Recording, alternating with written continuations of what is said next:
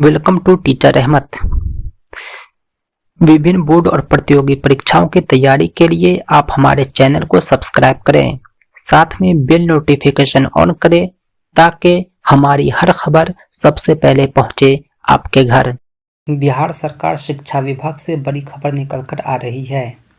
बिहार के शिक्षा मंत्री ने एक बड़ा ऐलान किया है, जिसका फायदा सारे नियोजित शिक्षकों को मिलेगा।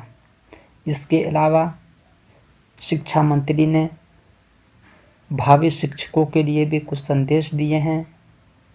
आपसे आग्रह है कि आप वीडियो को लास्ट तक देखें, हम आपके सारे कन्फ्यूजन दूर करेंगे। बिहार के शिक्षा मंत्री का बड़ा बयान।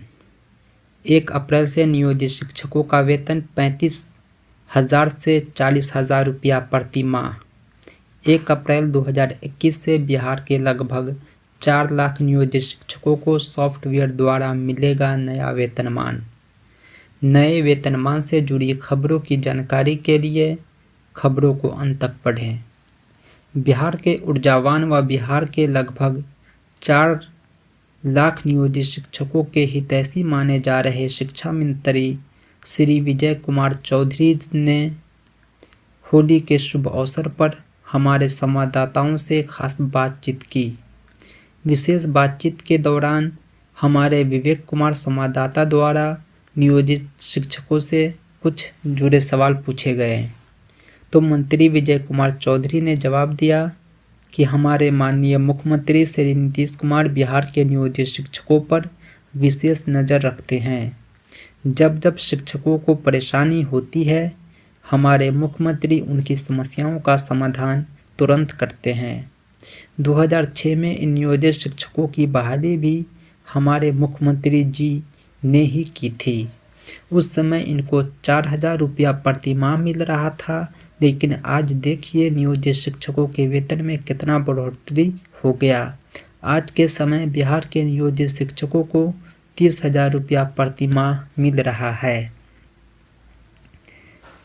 इसलिए मैं बार बार बिहार के नियोजित शिक्षकों से अपील करता हूं कि आप धैर्य बनाकर रखें, अपना ध्यान बच्चों की पढ़ाई पर केंद्रित रखें। हम लोग आपकी सभी तरह की समस्याओं को सुलझाने का हर संभव प्रयास करेंगे। शिक्षक बहाली पर भी मंत्री ने खुलकर बात की। शिक्षा मंत्री ने कहा कि सरकार की मंशा भी यही है कि जल्द ही बिहार के शिक्षकों की बहाली हो जाए, लेकिन मामला दुर्भाग्यवश पटना उच्च न्यायालय में लंबित है।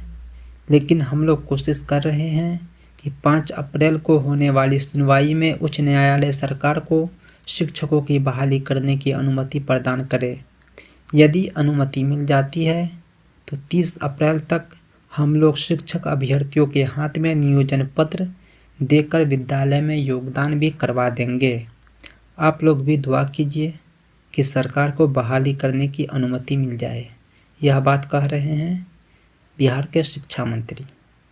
इसके अलावा STT उत्तीर्ण अभ्यर्थियों के लिए मंत्री जी ने कहा कि STT उत्तीर्ण अभ्यर्थी बहुत ही उतावला हो रहे हैं, लेकिन जब तक हम लोग 6ठे चरण के शिक्षक बहाली नहीं कर लेंगे तब तक उनकी बहाली नहीं होगी। यानी स्टेट का जो रिजल्ट आया कुछ दिन पहले, अभ्यर्थी को अभी लंबा वेट करना होगा। 6ठे चरण की शिक्षक बहाली पूरी होगी, उसके बाद ही उनकी बहाली होगी। तो दोस्तों बने रहें हमारे चैनल पर, हम आपके लिए इसी तरह का नई नई खबरें लेकर आते रहेंगे। धन्यवाद।